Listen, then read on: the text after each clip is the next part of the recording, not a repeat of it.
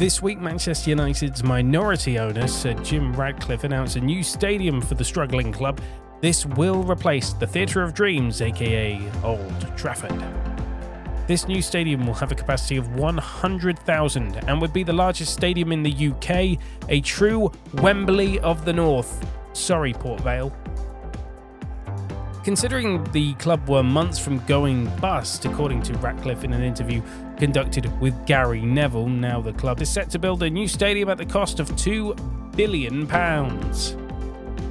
The stadium will be built within what resembles a tent-like structure, not too dissimilar looking to Butlins.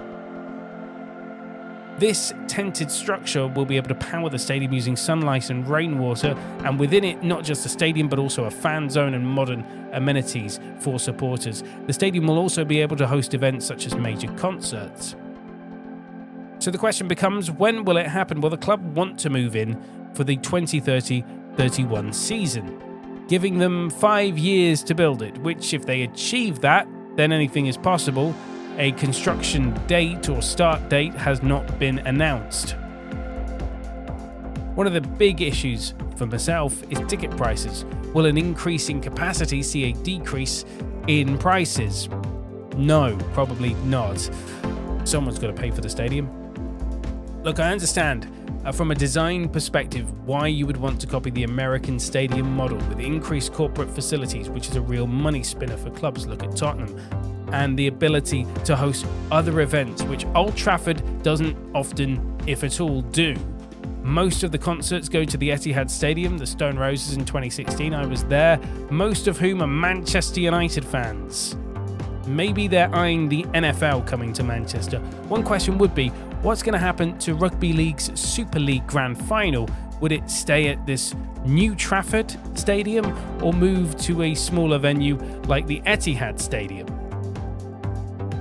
A second question would be, what will the stadium be called? Is it Old Trafford, New Trafford, something Trafford, or insert name of sponsor stadium?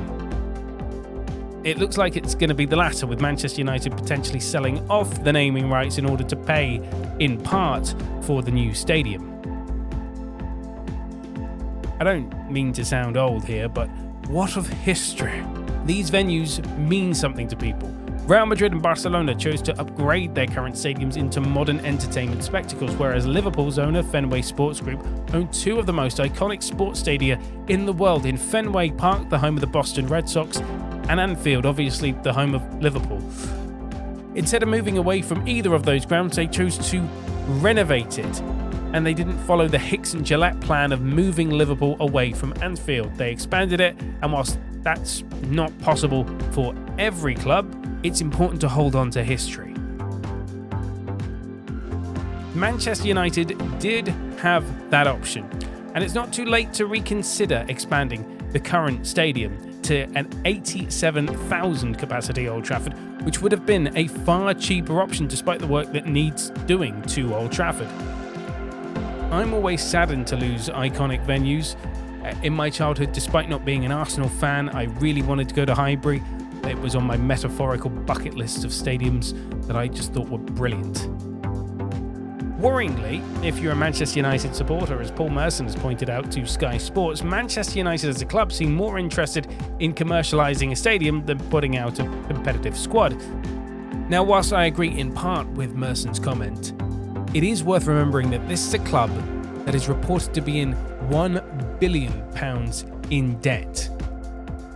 That should worry any supporter, hence why we've seen for years protests around the club.